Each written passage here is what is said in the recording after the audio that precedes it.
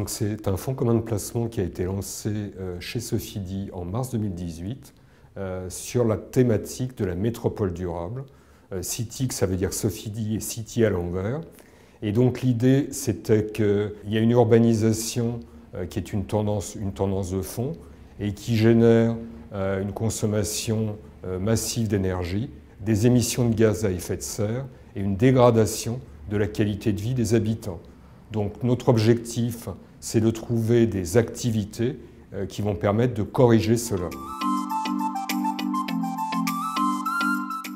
Alors la ville de demain, c'est une ville très concentrée, avec des besoins importants d'infrastructures. C'est une ville numérique aussi, où la distanciation, non pas seulement en raison des problématiques d'épidémie, mais aussi en raison des problématiques de transport surchargé, est un élément très important. Et c'est aussi, enfin, une ville où la consommation d'énergie propre augmente.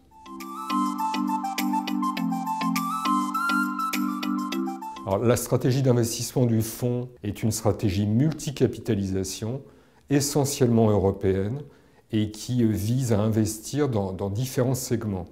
Donc les infrastructures physiques et numériques, les énergies, en particulier les énergies renouvelables, avec des investissements dans Enel et Iberdrola, la logistique, avec par exemple un investissement dans une valeur moyenne française qui s'appelle ID Logistics, tout ce qui est tri et déchets, on a investi dans une valeur norvégienne qui s'appelle Tomra, qui fabrique en particulier des machines de tri pour recycler les bouteilles en plastique ou en verre. Donc ça, c'est la première chose. La seconde chose, c'est tout ce qui est bâtiment intelligent, donc rénovation des bâtiments, isolation et installation de systèmes pour permettre une consommation juste. Donc c'est Schneider, Kingspan ou Rockwool par exemple. À côté de ça, vous avez tout ce qui est sécurité des process et outils de mesure. Donc la sécurité, c'est par exemple les alarmes incendie ou les alarmes dans les ascenseurs. Donc c'est une autre thématique. Et enfin, et ça c'est au cœur de la problématique de la métropole durable, tout ce qui est le numérique, le smartphone, qui est la nouvelle place du village, avec des applications d'aide à la décision pour les entités publiques et aussi des applications qui favorisent la vie des gens.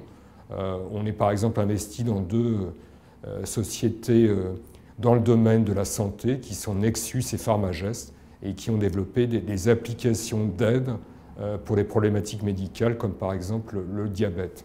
Et enfin, pour finir, il y a un tout petit secteur qui est le secteur des services physiques aux personnes, avec par exemple un peu d'hôtellerie ou de la logistique, des entrepôts logistiques pour les particuliers.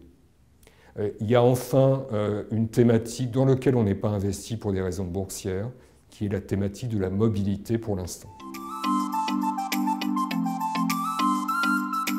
Alors un méga-trend ou une tendance de long terme, c'est une tendance séculaire et irréversible. Donc dans le domaine de la ville, c'est par exemple l'urbanisation et la densification. C'est également l'électrification, donc l'abandon du chauffage au charbon pour avoir recours à des énergies propres. Et enfin, c'est les processus de numérisation, tout ce qui est Internet des objets et sécurité informatique liée à cela.